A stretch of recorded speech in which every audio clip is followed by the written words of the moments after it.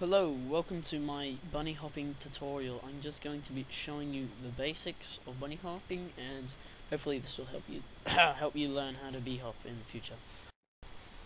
What you need to do now, if you've copied all the commands in that were in the first part of this video, you have still one or two more to go, depending on how you'd like to bee hop. First of all, you need to enable Developers Console. If you already know what that is, that's fine, but this is for the people that don't know. You go Options, Keyboard, Advanced, Enable Developers Console. Now, I want you to type in what I type in. If you already know this, you should know it for Surf, at least one of them. Anyway, here we go.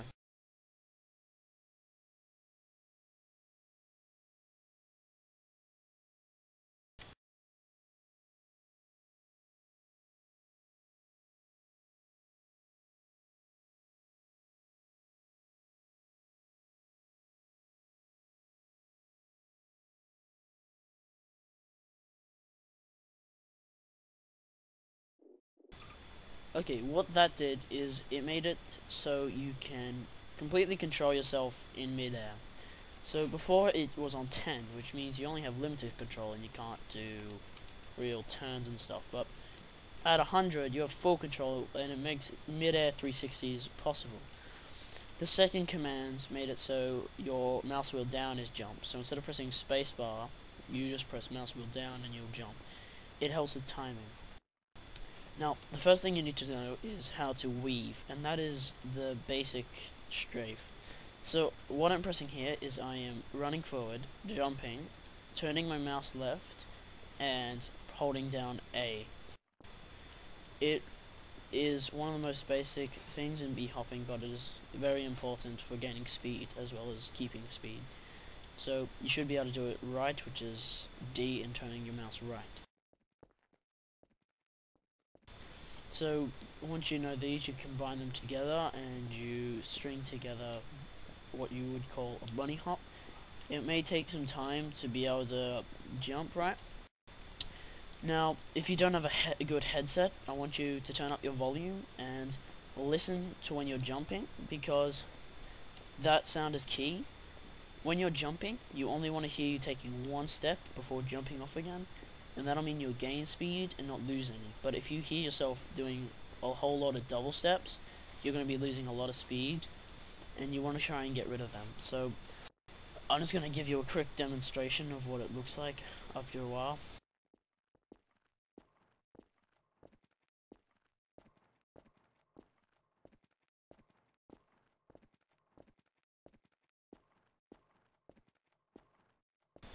Anyway, that's the basics of bee hopping. Sorry if I wasn't too good, it's just I'm a little tired right now.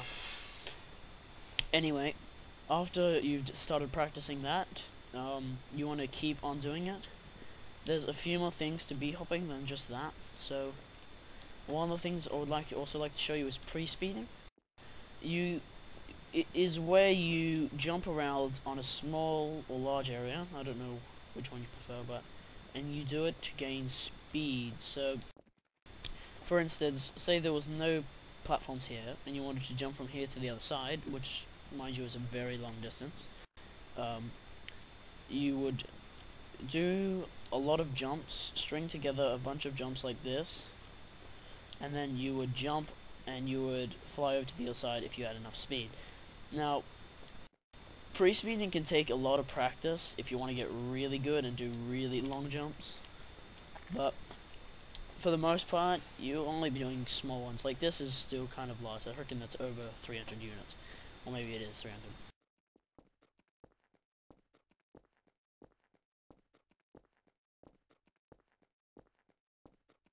Nah, I don't think that's 300, but anyway, that's what pre-speeding looks like.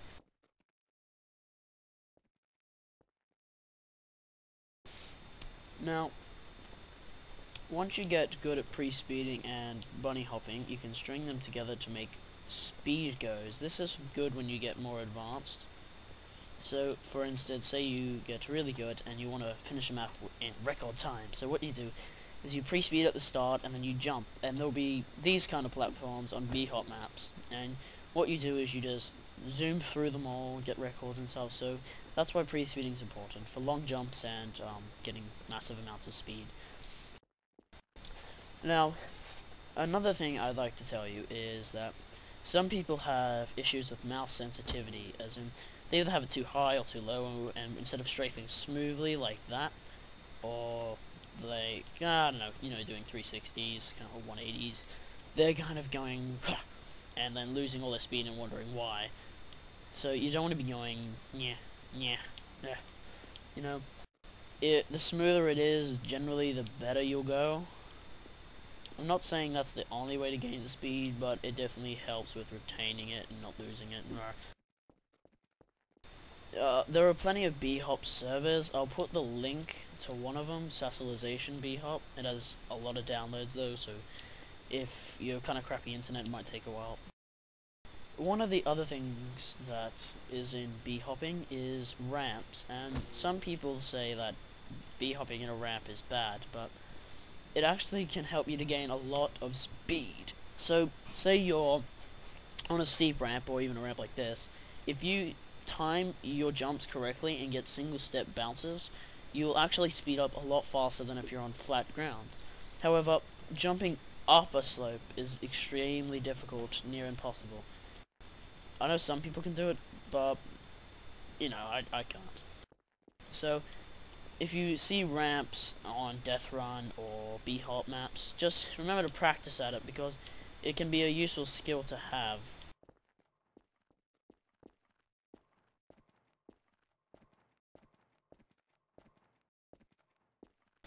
By the way, the link to this map will be in the description.